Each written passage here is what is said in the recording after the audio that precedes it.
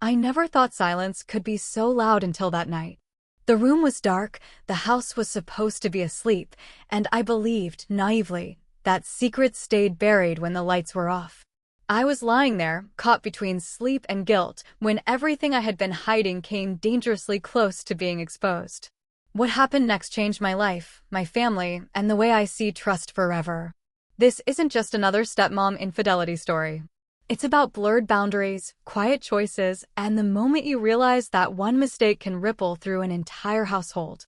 I was a stepmother trying to hold together a fragile family, pretending everything was normal while carrying a truth I couldn't say out loud.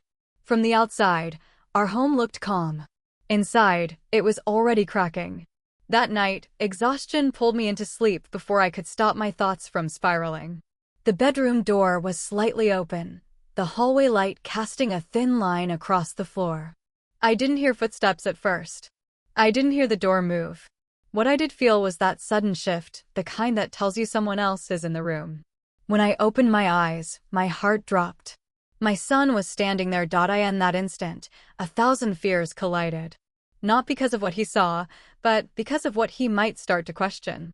Kids notice more than we think. They sense tension. They feel distance. And once they start connecting the dots, there's no controlling where the truth leads. I held my breath, pretending to be asleep, hoping he would turn around and leave. But seconds felt like hours. My mind raced through every secret conversation, every hidden message, every moment I had justified to myself as harmless. This was the moment I had been afraid of, the moment where silence was no longer protection. This story isn't about shock value. It's about consequences. About how infidelity doesn't just affect two people, it affects everyone under the same roof. Especially the ones who never asked to be part of the mess. As my son stood there, unsure whether to speak or walk away, I realized something terrifying. Even if he said nothing, nothing would ever be the same again. And what happened after he left the room is something I've carried with me ever since. Because sometimes, the worst part of a secret isn't being caught. It's knowing the damage has already begun. The next morning felt heavier than the night itself. I moved through the house quietly, as if sound alone could expose everything I was trying to keep hidden. My son avoided my eyes at breakfast, and that scared me more than if he had asked questions. Silence has a way of growing teeth. It settles in, sharp and uncomfortable, reminding you that something is wrong even when no one says it out loud. I kept replaying the moment in my head. How long had he stood there?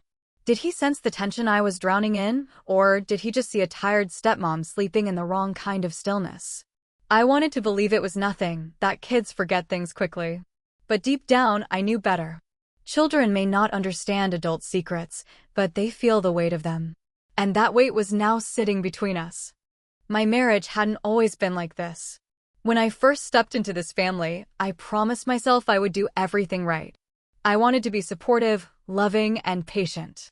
I wanted to prove that a blended family could work if everyone tried hard enough. But somewhere along the way, loneliness crept in quietly. Conversations became shorter. Nights felt longer. And instead of fixing what was broken, I started avoiding it. That's how secrets begin. Not with one big decision, but with small moments you convince yourself don't matter. A message you shouldn't reply to. A thought you shouldn't entertain. A feeling you tell yourself will pass. And before you realize it, you're living two different versions of yourself under the same roof. What made it worse was the guilt. Every time I looked at my son, I wondered if he saw me differently now. Was he confused? Was he scared? Or was he slowly putting together pieces that weren't meant for him to find? The house felt smaller, like the walls were listening, waiting for the truth to finally be spoken. I tried to act normal, but nothing felt normal anymore. Even simple moments carried tension. A passing glance. A door closing. A question left unasked. Infidelity doesn't always explode right away. Sometimes it just lingers, stretching time, turning ordinary days into emotional minefields. And as the hours passed, one thought refused to leave my mind. If that one moment was enough to change everything, what would happen when the truth finally reached the surface? Because secrets don't stay buried forever. They wait. And I could feel mine waiting, closer than ever. By the third day, the tension had settled into every corner of the house. It wasn't loud or obvious, but it was constant. My husband seemed distracted, buried in work and unaware of the emotional storm building right beside him. That almost made it worse. I wondered how long I could keep pretending, how long before my silence turned into something unforgivable. My son's behavior started to change in small but noticeable ways. He stayed longer in his room. He spoke less at dinner. When he did talk, his words were careful, like he was measuring every sentence before letting it out. I caught him watching me once, not with anger, but with confusion. That look stayed with me. It felt like a quiet question I didn't know how to answer. At night, sleep stopped coming easily. Every sound made my heart race. A door creaking. Footsteps in the hallway. My mind kept jumping to worst-case scenarios. What if he told someone? What if he asked his father questions I wasn't ready to face? In a blended family, trust is fragile, and I could feel mine cracking under the pressure of my own choices. I started seeing the situation from different angles. From my husband's side, believing everything was fine. From my son's side, sensing something was off but not knowing why. And from my own side, standing in the middle of a secret that felt heavier each day. Infidelity doesn't just create betrayal, it creates distance, confusion, and emotional walls that grow taller the longer the truth is hidden. I wanted to fix things before they fell apart, but fear kept stopping me. Fear of confrontation. Fear of consequences. Fear that once the words were spoken, there would be no turning back. The house was still standing, but the foundation felt shaky. And deep down, I knew the hardest part was still ahead. Because once a family secret is noticed, it doesn't fade away. It waits for the moment when everything finally comes crashing into the open. The closer things seemed to get to normal, the more dangerous it felt. That was the strangest part. Laughter returned in small doses. Routines resumed.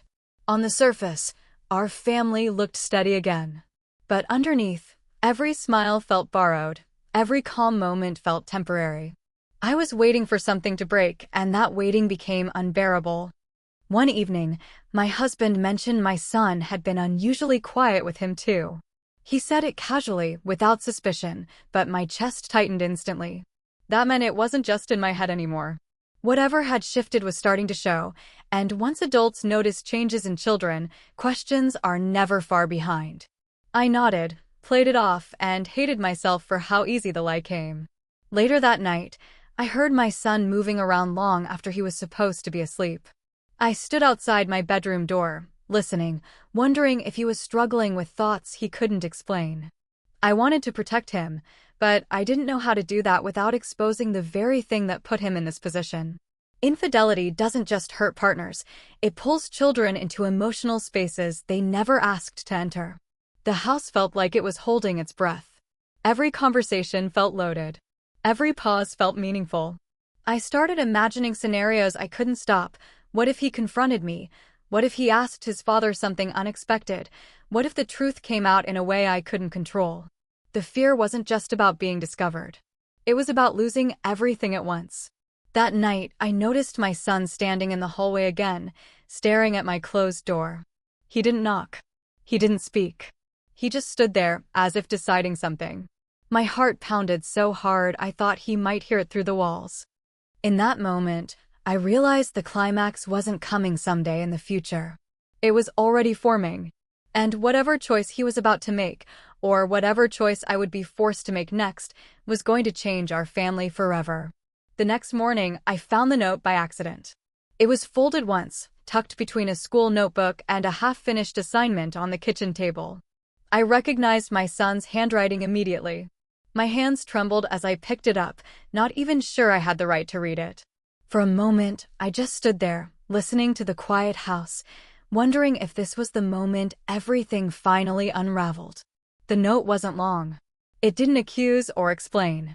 It simply asked a question.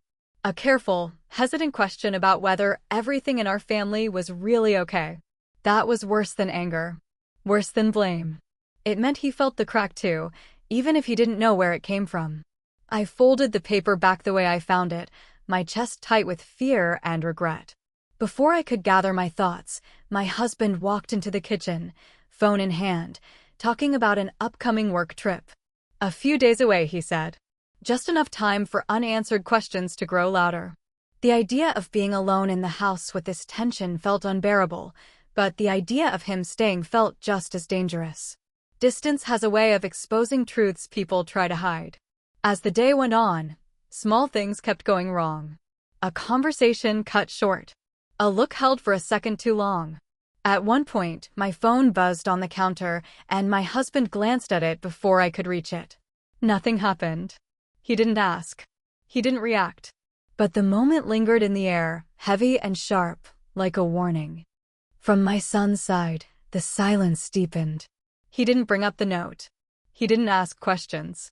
Instead, he watched. Observed. That quiet awareness scared me more than confrontation ever could. Children don't need all the details to sense emotional distance and broken trust. By that evening, it felt like everyone was waiting for someone else to speak first. The house was full, yet unbearably empty. I realized then that the real plot twist wasn't a sudden discovery or a dramatic argument.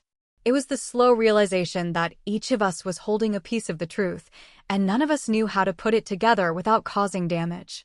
As night fell, I lay awake again, staring at the ceiling, knowing the story was moving toward its climax whether I was ready or not.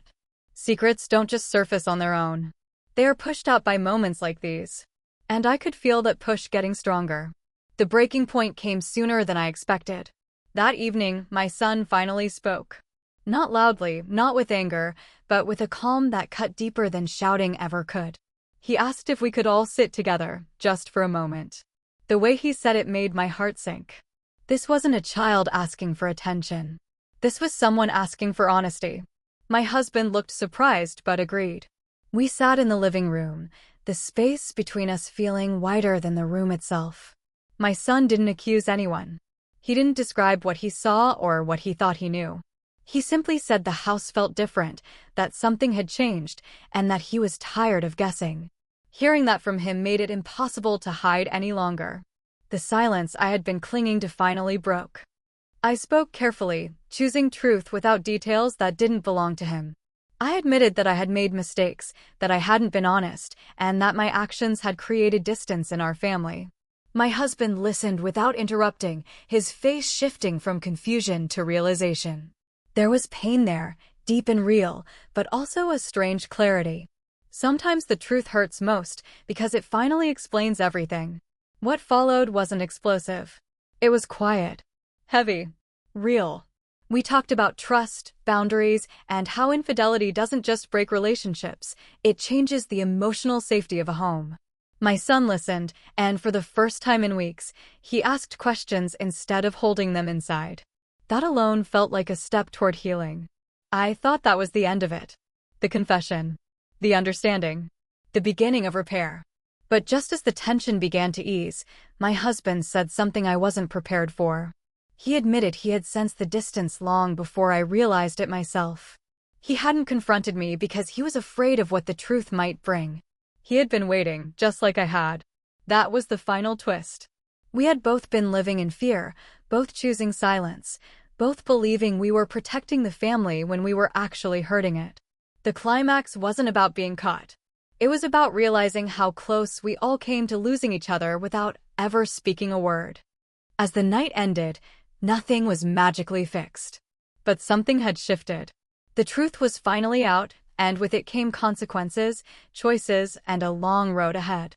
The story didn't end with certainty. It ended with a question, whether honesty, once delayed, could still be enough to save what remained. The days that followed were quiet, but not empty.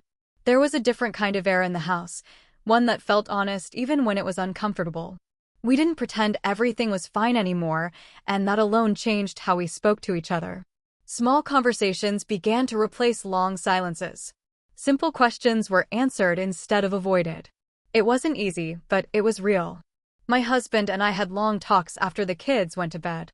We spoke about what went wrong, not to assign blame, but to understand how distance had slowly grown between us. Trust, once shaken, doesn't return all at once. It comes back in pieces through consistency and accountability. We both accepted that healing would take time and that facing the consequences of infidelity was part of rebuilding something healthier. With my son, I focused on showing up differently. Not with explanations he didn't need, but with presence. I listened more. I paid attention. I made sure he knew that his feelings mattered and that the changes he sensed were never his fault. In a blended family, emotional safety is fragile, and I learned how important it is to protect it, even when adults make mistakes. Life didn't suddenly become perfect. There were still awkward moments and difficult days. But there was also relief. Secrets no longer controlled the house. The fear of being discovered was replaced with the responsibility of doing better. That shift made all the difference. Looking back, I understand now that this stepmom infidelity story was never just about betrayal. It was about communication, boundaries, and the damage silence can cause. It was about how children see more than we think, and how families feel the impact of choices made behind closed doors. The biggest lesson was simple but powerful. Honesty may hurt in the moment, but it heals in the long run. Avoiding the truth only stretches the pain and spreads it to the people you love most. Facing it gives everyone a chance to move forward with clarity. Our family is still learning, still growing, still repairing what was broken. But we are doing it together, without secrets shaping our lives. And that, more than anything, is how this story truly ends, not with perfection, but with accountability, awareness, and the hope that trust, once damaged, can still be rebuilt.